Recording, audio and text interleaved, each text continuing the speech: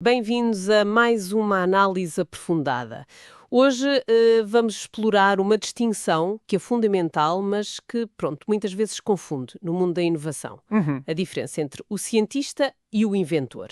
Vamos basear-nos num excerto de um texto do Edson Zogby, Cientista ou Inventor, de 2020. Sim.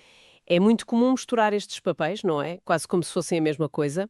Mas o Zogby argumenta, e bem, que são funções, motivações, até mentalidades diferentes. Exato. Embora, claro, possam existir na mesma pessoa. A nossa ideia hoje é desconstruir isto, perceber as abordagens e, mais importante, porque é que a ligação ou a falta dela entre os dois tem consequências. Ok, vamos lá ver isto. De facto, e é um tema muito pertinente, porque hoje em dia a palavra inovação está por todo o lado. É verdade. E clarificar isto ajuda. Não é só por uma questão de rigor nos termos. É para valorizar as diferentes maneiras como o progresso acontece, como as coisas avançam. Ajuda a reconhecer e talvez a fomentar melhor quer o avanço do conhecimento mais puro, quer o desenvolvimento tecnológico mais aplicado. São, motores diferentes, mas ambos essenciais. Vamos então ao cientista. Pela perspectiva do Zogby, o foco principal do cientista é desvendar os mistérios existentes no universo, o porquê das coisas. É uma busca pela compreensão, não é? Pela explicação teórica que consiga encaixar um fenómeno observado no conhecimento que já existe. Ou que o expanda. É isso. É uma procura pela estrutura lógica da realidade, pela teoria que explica o que se observa. O cientista tenta, no fundo, mapear o território do conhecido e alargá-lo, mas de forma consistente. Sim. Mas o texto também aponta outra coisa importante. Sim, que o cientista não é só um catalogador. Quando as descobertas teimam em não encaixar nas teorias que existem. Aí o papel muda. Exato. Aí torna-se um agente de mudança. Mostra que o conhecimento que tínhamos, se calhar, está incompleto ou até errado. Nesse sentido, o cientista também questiona. Desafia o status quo intelectual para, refinar, melhorar as nossas interpretações da realidade. O progresso científico, segundo esta visão, vive muito disto. Descobrir e questionar. E essa ideia do trabalho científico como uma contínua interpretação da realidade é mesmo central. O Zogby acha que isso é essencial para a evolução da nossa compreensão. Permite construir sobre bases mais sólidas, não é? Precisamente. Mas, atenção, o texto identifica aqui uma fronteira. Uma linha ténue, quase. O cientista, embora precise de ser criativo para encontrar novas hipóteses, novas interpretações, tende a ser cauteloso. Hesita antes de se meter em, como diz o texto, especulações improváveis.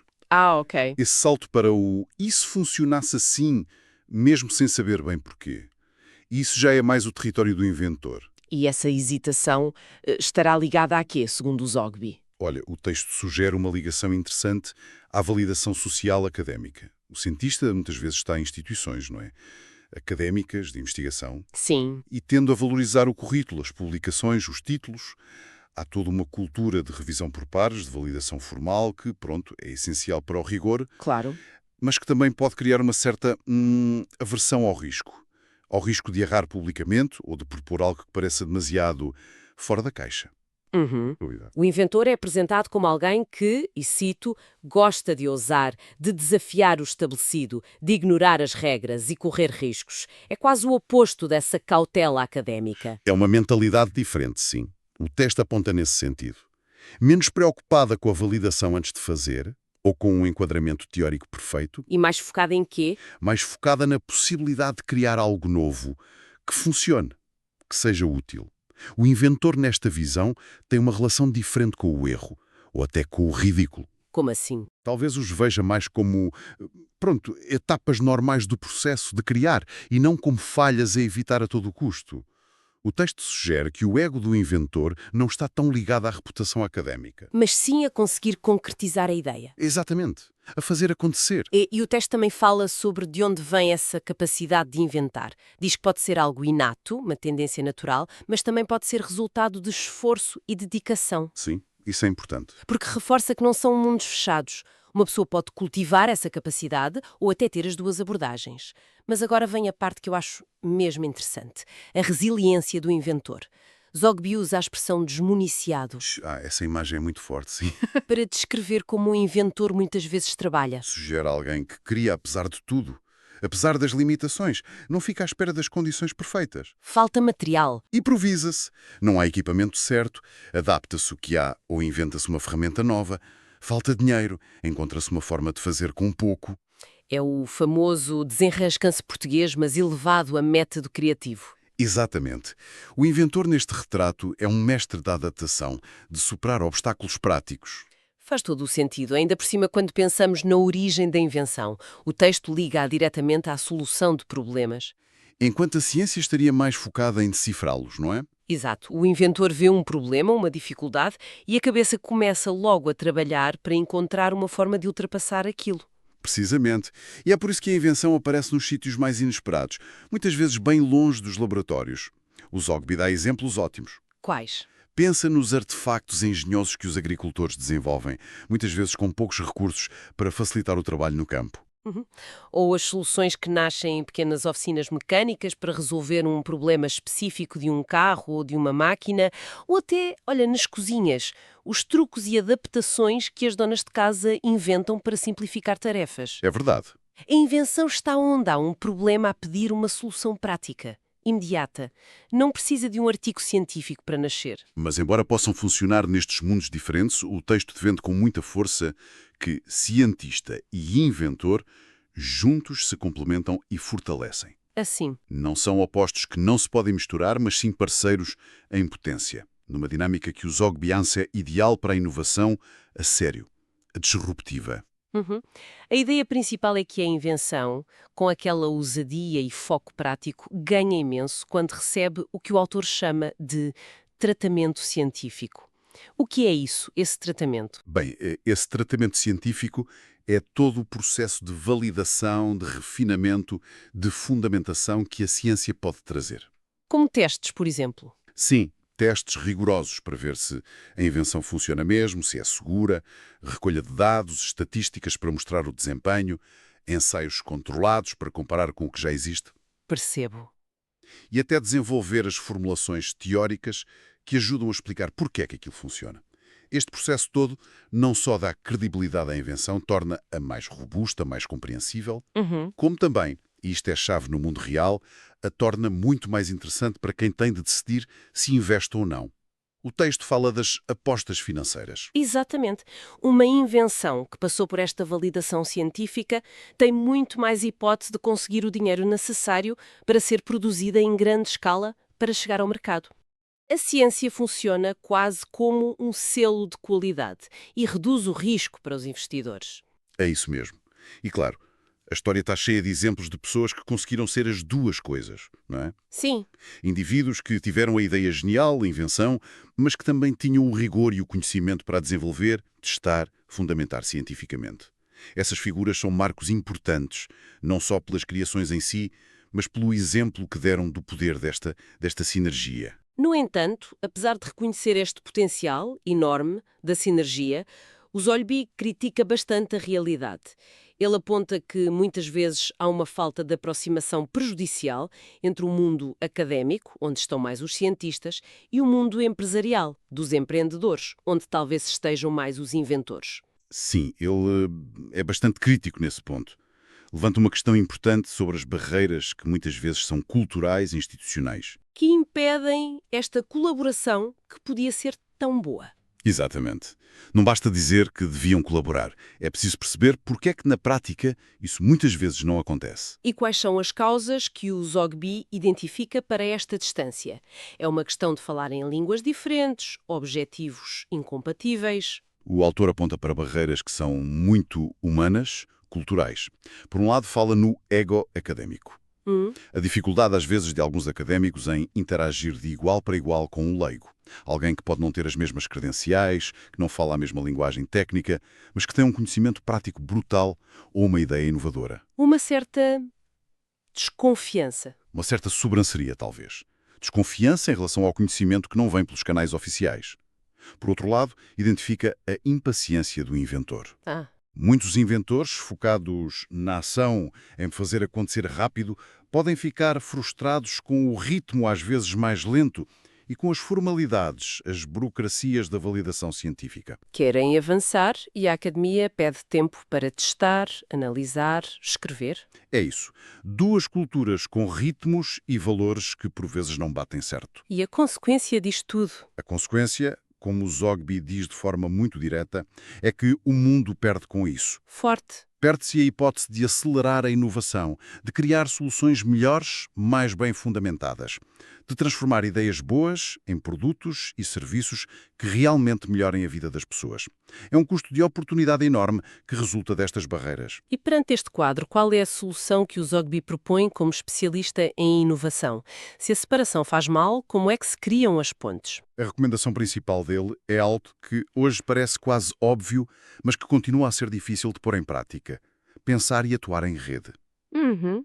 Ele defende que esta abordagem colaborativa, que ultrapassa as fronteiras das instituições, das disciplinas, está mais alinhada com a complexidade do mundo moderno.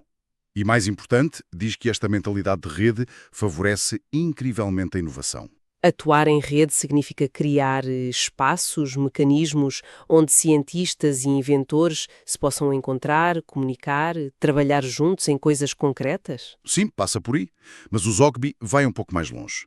Ele sugere que esta aproximação não acontece assim do nada, em grande escala. Precisa de estímulos. Estímulos? De que tipo? Podem ser políticos ou sociais. Por exemplo, políticas públicas que incentivem parcerias universidade-empresa ou programas de financiamento que exijam colaboração. Ou podem vir do mercado, da iniciativa privada, que percebe o valor disto e cria as suas próprias plataformas. O objetivo final seria criar um ambiente, um ecossistema que permitisse uma evolução exponencial da inovação, em vez de um progresso aos bocadinhos, cada um no seu canto. E ele acha que o potencial seria ainda maior se estes vários atores, política, mercado, academia, inventores, conseguissem eles próprios atuarem em rede, de forma coordenada. Precisamente. A ideia é uma rede de redes, onde a política apoia a colaboração entre ciência e mercado e o mercado responde com investimento e aplicação prática. Podia gerar um ciclo de inovação muito poderoso. Mas ele também alerta para perigos, não é? Sim, introduz uma nota de cautela importante. Este ecossistema ideal pode ser bloqueado ou distorcido por atitudes conservadoras, resistência à mudança, protecionismos ou por interesses escusos que tentam ficar com os benefícios da inovação só para alguns. Portanto, a transparência e a ética na colaboração são chave. Fundamentais. Parece um modelo interessante, mas o Zogby também parece ter noção da realidade atual. Ele inclui uma crítica ao discurso que muitas vezes se ouve sobre a inovação. Sim, essa parte é bastante crítica e muito interessante. Ele desmonta o que chama de jargões da revolução da inovação. Tipo? Expressões como empresa exponencial, indústria 4.0, transformação digital. Estão em todo o lado, certo? Sim, sim. Mas o Zogby alerta para o perigo de se tornarem palavras ocas, sem ligação à prática real. Ele usa uma frase muito visual. Do falar e do fazer, há anos-luz de distância. Quer dizer, há o risco de se falar muito de inovação, usar as palavras da moda, mas isso não mudar nada na forma como se trabalha ou colabora. Quase como se o próprio discurso sobre inovação atrapalhasse a inovação a sério. É exatamente essa a preocupação. A mensagem aqui é um apelo ao pragmatismo, a um certo ceticismo saudável.